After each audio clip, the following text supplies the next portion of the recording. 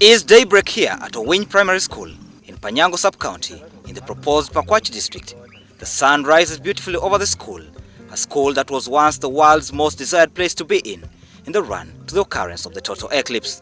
In comparison to other schools across the country, Owiny boasts of good structures, well painted, thanks to the eclipse, and as the tradition is in Africa, it was painted to welcome the guests.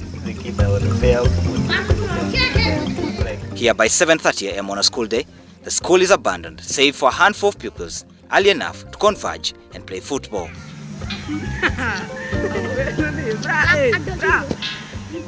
Or rather, a collection of polythene bags tied together with a thin rope. That is what they call football. Here they speak out on their school, but none of the students can speak basic English. The walls were painted. There were many bazungu, and many things were done for us during that time. Lessons start at 7. The head teacher is bare-chested at his home, making a phone call with no teacher around as the barefooted pupils continue to arrive at school with hungry faces, most in tattered clothes, feeling lucky that at least they have something to put on.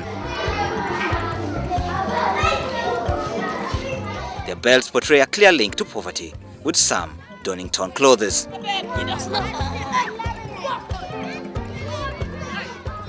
Others carry saucepans and buckets on their heads, probably to do a little business during the school hours to make ends meet back home.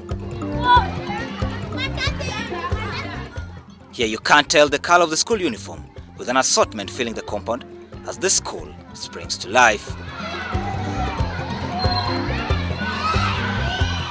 The uniforms were recently changed, so they're looking for a way.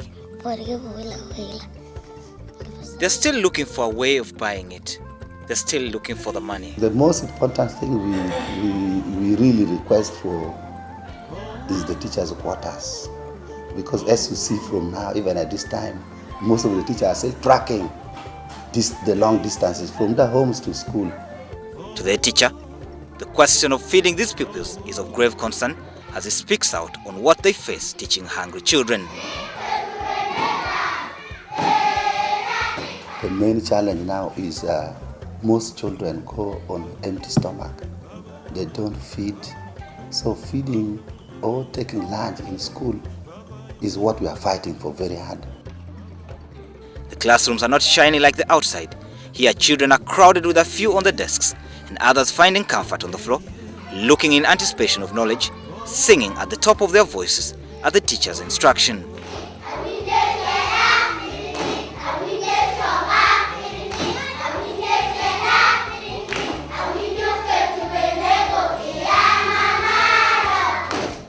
And as the teaching is going on, others are busy playing the day away during the peak hours of learning in a school where 18 teachers have to handle 900 pupils. The question which stands today is whether the school has gained anything from the eclipse experience. All these blocks you can see around were there, except now the most important thing that was needed was the refurbishment. And the refurbishment was done, so we benefited in terms of getting a new face look of the school. As the hungry children on barefoot in a good-looking school continue to grapple with the realities of life, the monument in memory of the eclipse is all they have to stare at and marvel about the day when their school was a center of world attention as they share what happened that day. I saw the moon and the sun. The sun met the moon, entered it, and they passed. Their hope is that one day it will be a recognized tourism center that will help wipe the hunger, pain, and poverty off the lives of these children in Finance Minister Jachano Mach's constituency. So that quality education can descend upon Owiny, the Eclipse School. Sabit Joseph, WCLive Vision.